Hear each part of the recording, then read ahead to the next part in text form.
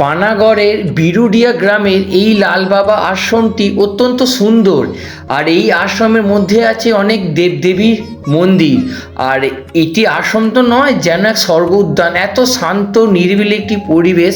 তোমরা এই ভিডিওতে সব কিছুই দেখতে পারবে, জানতে পারবে।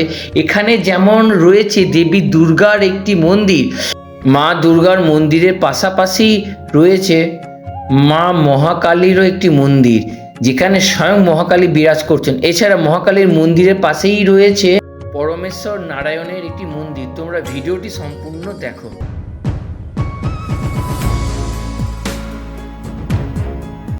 আজকে আমি চলে আসলাম পানাগড় থেকে এই 30 কিলোমিটার দূরে বিরুডিয়া গ্রামের লাল বাবার আশ্রমে। এই আশ্রম পরিবেশটা কতটা সুন্দর এবং এই আশ্রমের ভেতরে কি কি দেবদেবীর মূর্তি আছে এবং এই আশ্রমটার কি মাহাত্ম্য, সব কিছু তোমাদেরকে বলবো এই ভিডিওতে। আর তোমরা এই ভিডিওটি প্রথম থেকে শেষ অবধি দেখো, সমস্ত ইনফরমেশন পেয়ে যাবে। উদাসীন দিন দুঃখী লাল বাবা আশ্রম, বিরুডিয়া গ্রাম, পশ্চিম বর্ধমান। আর এই হচ্ছে আশ্রমের ভেতরে মূল প্রবেশপথ। গেটের সামনেই আমরা দেখতে পাচ্ছি মহাভারতে শ্রীকৃষ্ণ রথে সারথি হয়েছেন এবং অর্জুন হাতে ধনুক নিয়ে আছেন। তো এটি হচ্ছে গেট। তো এই গেটটা দিয়ে আমরা আস্তে আস্তে ভেতরে প্রবেশ করব। তো চলো এবার আস্তে আস্তে আমরা মন্দিরের ভেতরে প্রবেশ করব, কারণ ওটি হচ্ছে লাল বাবার মেন মন্দির। আর তোমাদেরকে দেখিয়ে দিই, অনেক বড়, বিরাট বড় কিন্তু আশ্রম, ঠিক আছে, বহু বড় একটি আশ্রম। চলো তোমাদেরকে আগে প্রথমে লাল বাবাকে স্বয়ং দর্শন করিয়ে দিই। এই যে তোমরা ভিডিওর থাম্বনেলে যে দেখেছো যে লাল বাবা আশ্রম, ইয়েস, এটি হচ্ছে বিরুডিয়া গ্রামের লাল বাবা আশ্রম। এনার নামেই হচ্ছে এই এত বড় আশ্রমটা। শুধু লাল বাবার আশ্রম এইখানেই নয়, বিভিন্ন জায়গাতে এরকম লাল বাবার আশ্রম আছে। আর এটি একটি খুব শান্ত নিরিবিলি একটি জায়গা, অসাধারণ কিন্তু একটি পরিবেশ। তো বন্ধুরা, তোমরা স্বয়ং লাল বাবাকে দর্শন করছো, তো আমিও দর্শন করলাম এবং শ্রদ্ধাপূর্বক প্রণামও করলাম। এই লাল বাবার আশ্রমটা এতটা শান্ত এবং এরিয়াটা অনেকটা বড়, বিরাট বড় একটি আশ্রম। তোমরা ধৈর্য সহকারে ভিডিওটি দেখো, পুরো আশ্রমটা ঘুরে দেখো। এবং আশ্রমের ভেতরে অনেকগুলো মন্দির আছে, অনেক দেবদেবীর মন্দির আছে। সবটা কিন্তু তোমাদেরকে দেখতে হবে, তবেই তো তোমরা বুঝতে পারবে যে এই আশ্রমটা কতটা সুন্দর আর এটার মাহাত্ম্য কীরকম, তাই না? তো দেখো সম্পূর্ণ ভিডিওটা। এবার আমি তোমাদের লাল বাবা মন্দিরের পাশেই রয়েছে একটি মন্দির। কি মন্দির? আমরা এই গেটটা দিয়ে ভেতরে প্রবেশ করব। ভেতরে প্রবেশ করলেই আমরা জানতে পারবো এটি হচ্ছে কোন দেব বা দেবীর মন্দির। সামনে হচ্ছে একটি দেবী দুর্গা মন্দির, আর ওপরে স্বয়ং সিদ্ধিদাতা গণেশ বিরাজ করছে। আর ইনি হচ্ছেন স্বয়ং মা দুর্গা। তো চলো বন্ধুরা, আস্তে আস্তে আমরা ভেতরে প্রবেশ করি।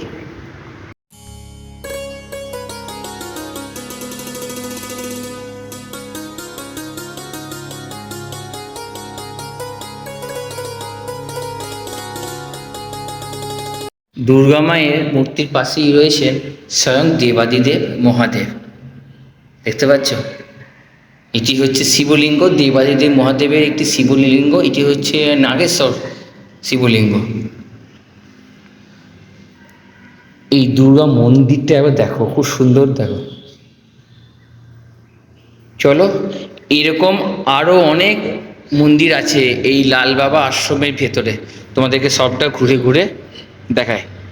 তোমরা ধৈর্য সহকারে ভিডিওটি দেখো, অধৈর্য হয়ে টেনে টেনে বা স্কিপ করবে না, নাহলে অনেক কিছু জিনিস তোমরা মিস করে যাবে।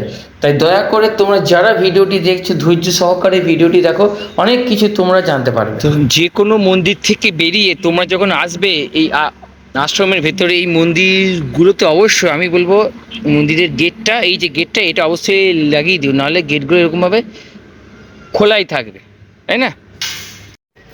ঠিক দুর্গা মায়ের মন্দিরের পাশেই রয়েছে শ্রী রাধাকৃষ্ণের একটি মন্দির। দেখো, এখানে স্বয়ং শ্রীকৃষ্ণ এবং শ্রীমতী রাধা রানীও বিরাজ করছে।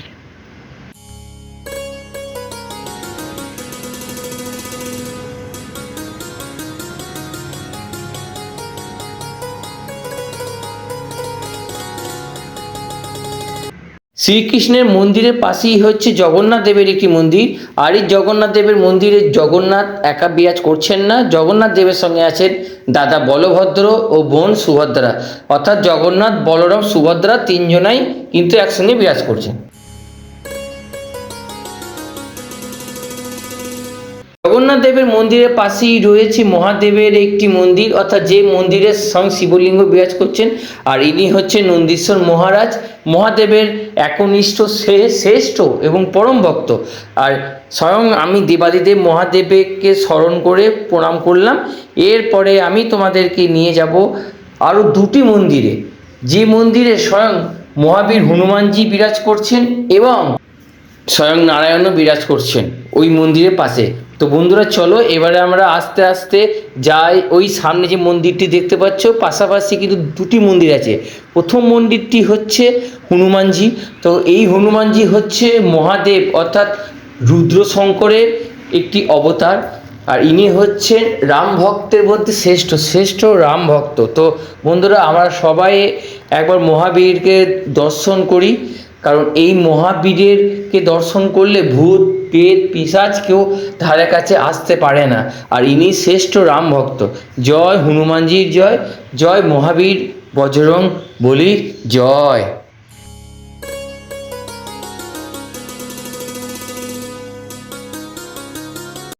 মহাবীরকে দর্শন করার পরে এরপর আমি যাব মহাবীরের মন্দিরের পাশেই রয়েছে স্বয়ং নারায়ণের একটি মন্দির, যেখানে স্বয়ং নারায়ণ যোগনিদ্রায় শুয়ে আছেন। চলো সেই স্থানে আমরা এসে গেছি। তো বন্ধুরা দেখতে পাচ্ছ নারায়ণের একটি বিগ্রহ। নারায়ণের এরকম রূপ কি তোমরা আগে দেখেছো? আহা, দেখে যেন মনটা আনন্দে ভরে গেল, সত্যি দেহ মন পবিত্র হয়ে গেল। ভগবানের এই শিব বিগ্রহ, এই রূপ দেখে মনটা কি বলবো, বলার কোনো ভাষা নেই, এতটা ভালো লাগছে কি বলবো। স্বয়ং নারায়ণকে দর্শন করে আমি চলে আসলাম আর একটি স্থানে। একটি বিরাট বড় একটি বটবৃক্ষ দেখতে পাচ্ছ, মাঝখানে একটি বেদি আছে। ইয়েস, এখানে একজন মহাত্মা পুরুষ থাকেন, উনি ধ্যান যজ্ঞ করেন। আর এই বটগাছের পিছনেই রয়েছে মা মহাকালীর একটি মন্দির, যেখানে স্বয়ং মা মহাকালী বিরাজ করছেন। যে মহাকালীর দর্শন তোমরা ভিডিও শুরুর দিকেই পেয়েছো। তো বন্ধুরা চলো এবার আমরা আস্তে আস্তে সেই মহাকালীকে দর্শন করি এবং আমাদের জীবন ধন্য করি। সত্যি কথা বলতে গেলে কি বন্ধুরা, আমি এই আশ্রমে না আসলে জানতে পারতাম না যে এক একটা আশ্রমের ভেতরে এতগুলো মন্দির হয় এবং প্রত্যেকটি মন্দিরে দেবদেবীকে দর্শন করলে যেন মনে হচ্ছে যে এনারা স্বয়ং এই স্থানে বিরাজ করছেন। আর জায়গাটা এতটা পজিটিভ ভাইবসে ভর্তি এবং পজিটিভ অনুভূতি ফিলিংস, এখানে আসলে প্রেম ভক্তি অটোমেটিক্যালি মানুষের মনে জাগরিত হবে, শুদ্ধ বিচার বুদ্ধি চেতনারও বিকাশ ঘটবে। সত্যি এখানে আসতে পেরে আমি নিজেকে অত্যন্ত ধন্য বলে মনে করছি। ঈশ্বরের কাছে আমার প্রার্থনা ছিল এটাই যে এমন একটি আশ্রমের সন্ধান দাও যেখানে গেলে আমার জীবন ধন্য হয়ে যাবে। তাই এমন একটি আশ্রমের সন্ধান পেলাম এবং তোমরা মাকেও দর্শন করতে পারছো। তো বন্ধুরা তোমাদেরকে আমি আশ্রমের চারধারটা এবার ঘুরিয়ে দেখিয়ে দিচ্ছি। তো তোমরা আশ্রমটা এবার দেখো, জাস্ট অসাধারণ না?